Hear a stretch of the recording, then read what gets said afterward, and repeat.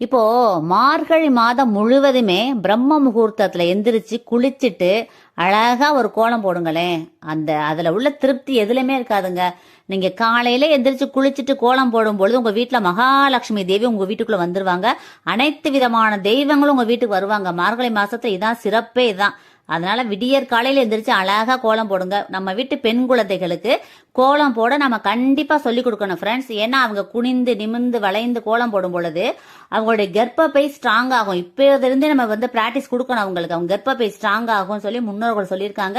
Research தான் சொல்லுது. அதனால கண்டிப்பா கோலம் போட கத்துக்கொடுங்க. இன்னொன்னு என்னன்னா, நம்ம பூமாதேவிக்கு மரியாதை செலுத்துறதுதான் கோலம் போடுறதே. வாசல் தெளிச்சு பெருக்கி கோலம் போடுறது பூமாதேவிக்கு நம்ம வணக்கம் சொல்லி மரியாதை செலுத்துற மாதிரி.